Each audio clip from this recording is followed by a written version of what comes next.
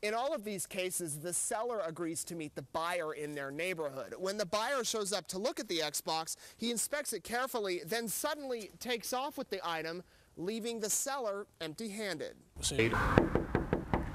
The kids say the suspect knocked on the door, talked with them briefly, then forced himself inside the home. That's when they say he threw them to the ground, tied them up, put blindfolds on, and stole a ton of electronics. Right now, more than 4,000 people are wanted on outstanding warrants by Richmond police. Now, that number may sound high. Actually, it's a record low. And 8 News reporter Nate Eaton's in now. He spent months investigating outstanding warrants in the city. Nate, what did you have to find out? Well, warrants were down by 50%, and they have gone down over the past 5 years. And you're about to see a place that's off limits to the public and the media until now. Merchant. Tucked away in a highly secure area, hidden from the public, sits a small room. I pulled the warrant. With a handful of busy workers. All right. We are the keepers of the warrants. Every single day, every single hour, warrants are being processed, and these Richmond police officers are responsible for keeping data current so suspected criminals can be caught. We do our best to verify the information that's on them. We put them in the system, both locally, statewide, and federal. There's warrants here for every crime imaginable, from murder to drinking in public to harassing phone calls. Every single one is entered into a database and physically filed until those wanted are found. We have hard copies that we have to have on hand in order for someone to be arrested. There's over 4,000 warrants in this room at police headquarters. Somebody is always here entering the warrants, researching them, and retrieving them for officers out on the street. We certainly don't want anybody falsely arrested. So, and even for them to be able to arrest you, we have to be able to put our hands on it. Officers are constantly working to clear warrants, and that work has paid off. Over the past 5 years, the number of outstanding warrants in Richmond has dropped more than 50%, from 10,000 to just over 4,000. But it's getting wanted people off the street. I mean, from 10,000 people who were wanted, not just might be suspects, they actually had warrants on them, to 4,500. That's a lot of people. And there's still more to catch, with each one bringing a small bit of satisfaction. We love it. We do. We love it. Nearly 5,000 people are wanted by Richmond police. They have outstanding warrants, and officers are trying to track them down. And tonight, in an 8 News exclusive, 8 News reporter Nate Eaton rides with investigators as they work to get those suspected criminals off the streets. Yeah, well, and trying to hunt down thousands of wanted criminals can be a daunting task. Searching for them can take a lot of time, a lot of work, and a lot of patience, but they are consistent in doing their job. 5 a.m. on a cold winter morning. While most of Richmond is sound asleep, she had bullets in a drawer that was wide the heck open. This army of cops is busy pounding on doors. It's the police. Putting on handcuffs. You can decide at any time to exercise these rights and not answer any questions. And taking people to jail. The officers are conducting a warrant sweep, looking for suspected criminals wanted on every crime you can imagine. How you doing? Looking for Blanche. From house to house. We're going to that whenever with the porch light on. Door to door. They search. You mind if we look and see if they're here? Yeah, you can look. They question. Where does she live at, sir? And search some more. Where's she live at now? Police are holding operations like this more and more. They start early and work for hours in hopes of catching wanted felons like this woman. I got a warrant for me when he the one assaulted me. She's arrested at the bus stop, but minutes before this, detectives show up at her house and a neighbor says the woman is gone. She not there anymore? Then suddenly bolts from the porch to warn the suspect. There she go right now. Well, you know what? I'll just follow her and see who she's going to talk to. Seconds later, Why all these people out here for? Because we're out doing a warrant sweep, ma'am. the woman, a mother of two, is caught. Detectives try to calm her down. You want to go back over to your apartment? And end up walking her back home. Right now, police are looking for somewhere they can send this woman's two children. She's calling family members and friends, trying to place them into custody. She says that she had no idea she was wanted on felonious assault charges, but in a few minutes, she'll be on her way to jail. You can watch them till I get home. A neighbor eventually takes the kids. Meanwhile, the suspect heads to lockup. For every person officers catch, there's several more they're still looking for. We have good luck, we have bad luck. It depends, depends on the day. It's like a big game of hide and seek, and sometimes they luck out, like with this man. He's been wanted for months on several felony charges. Because he's considered dangerous, backup is brought in. When you come to a house, like I said, you go cover the back just in case somebody runs out the back. And then when you're at the front door, you always want to be ready just in case whatever comes out the front door, whether it's good or bad. Sweeps like this have proved effective. The number of outstanding warrants in Richmond has dropped over 50% in the past 5 years, from around 10,000 to under 5,000. While the numbers are good, there are some setbacks. Why would his dad say that you had custody of him? My dad couldn't have told you nothing like that. You sure it was my dad? Where you see my dad at? Over in Gilpin Court. When was this? About 10 minutes ago. And some dead ends. No, they don't live here. They've been staying with you? No. But that doesn't matter to police. They'll keep pounding the pavement. This goes back to October 20th. It's the police. And knocking the doors as they find suspected criminals. We need to get them up off the street, get them served, get them in the jails. And Juan and Christina, the day we rode with officers, they actually got 9 people in about 5 hours. They say they'll continue to do these sweeps, mixing things up a little, going in the morning, going at night, going in the afternoon, so that no one is actually sure when they'll actually show up. When they'll get there. All right. Yeah. Thank you, Nate. Very interesting. Thank you, Nate. Yeah, Juan, we're just behind New Market Road. Let me set the scene for you. We have a fire back there right behind that fire truck. It was a house that started to burn this morning. The flames quickly spread. They shot across the yard into a massive grove of trees. Right now, firefighters are back there battling the blaze in those trees. Occasionally we see some flames shoot up and then they quickly put them out. Now that's such a remote area that crews are having to leave the area where we are now. They're having to fill up at fire hydrants, and then they come over here, they empty it into these two red swimming pools. That water is then transported down to the trees through hoses. They've done this multiple times throughout the days, back and forth, trying to get this fire under control. Now at 6:30 they are going to hold a media briefing to give us an update on all of these fires. We of course will be at that briefing and bring you the latest. The good news from this one, nobody injured. However, one home has been lost so far. We of course will have an update tonight at 11. I'm Nate Eaton reporting live in Henrico County.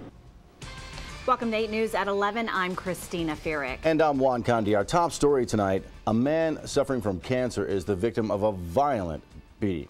And now police are looking for the suspects. Our 8 News reporter Nate Eaton has this exclusive top story.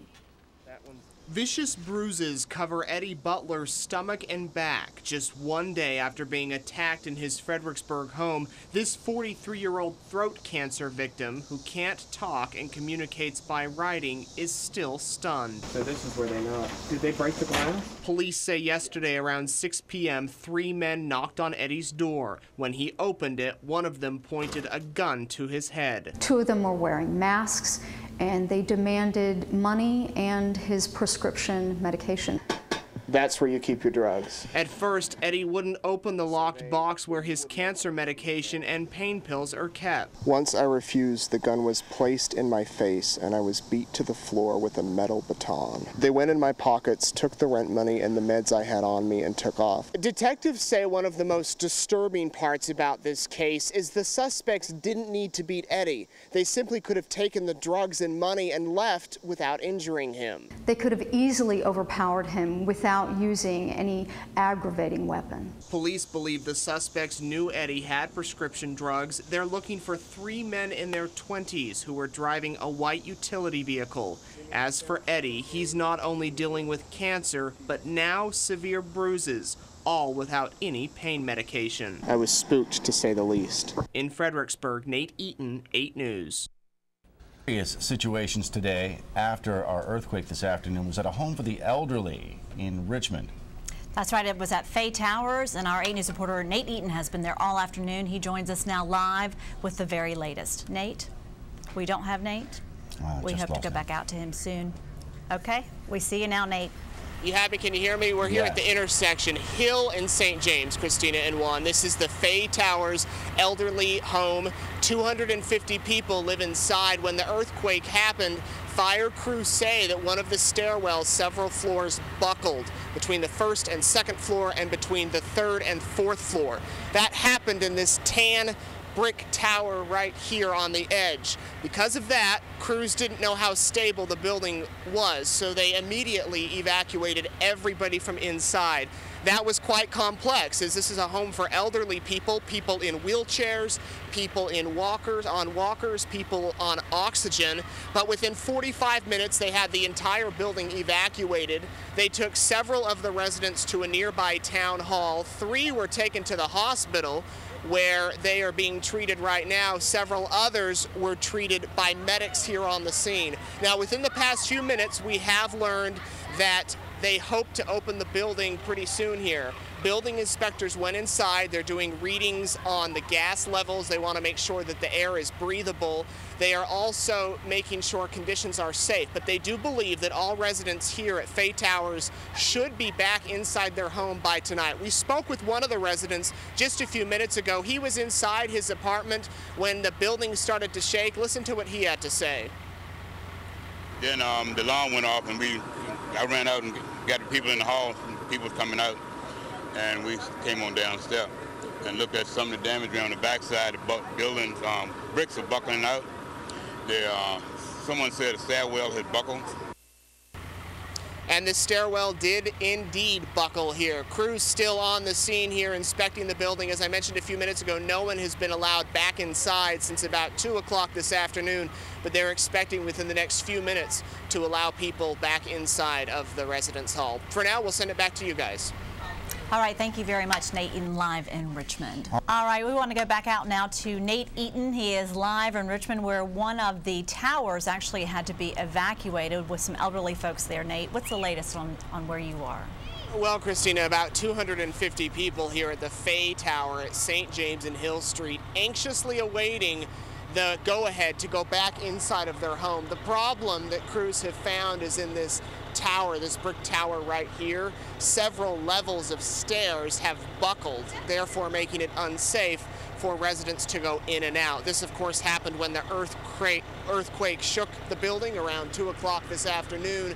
Crews rushed in and tried to get the residents out. They were able to have everybody evacuated within about 45 minutes. They were taken to a local town center where they're being held right now. 3 people were taken to the hospital with injuries. They were injured during the process of the evacuation.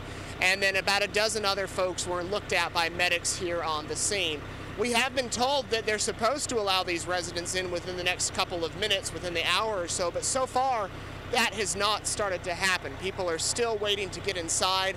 Building engineers have been here all afternoon trying to make sure the building is safe, getting gas levels in the building, making sure that the air is breathable. We're told that everything is checked out, everything is okay, and that these folks should be allowed back inside. One of the things Lieutenant Sean Jones was saying is that this is a reminder for everybody to have a plan underway. Just today at lunch, my wife and I were talking about getting a 72-hour kit as we were thinking about Irene coming in a few days. Of course, this earthquake today is a reminder for everybody to have something set up, a plan set up in case you are like one of these folks and you're not able to return home tonight. You're not able to sleep in your home or eat your own food or water. So we're just kind of waiting for those buses to bring back the residents right now so they can get inside and get settled. Hopefully that will happen here within the coming minutes. For now, we'll send it back inside to you, Juan and Christina. All right, hopefully those folks can get back inside and have a good... An unbelievable amount of damage here at one home in Louisa. I'm standing in the garage. You can see this massive crack left from yesterday's earthquake. And then when we look at the foundation of the house, it's dropped at least a good 9 inches. Over here, this step leading inside used to be attached right here. Now it's dangling. And that is just the beginning of the damage. 400 seniors from a Richmond housing tower were evacuated because of the earthquake. 8 News reporter Nate Eaton continues our team coverage. After being forced out of their homes for nearly 6 hours tonight, residents here at the Frederick Fay Towers in Richmond are going back inside. This after a scare with the building following today's earthquake. One of the officers on the outskirts. And all of a sudden, the whole place started trembling. An afternoon like no other. I knew the earthquake. At this 11-story elderly housing building. I mean, we can have windstorms out here, and we don't feel nothing in that building.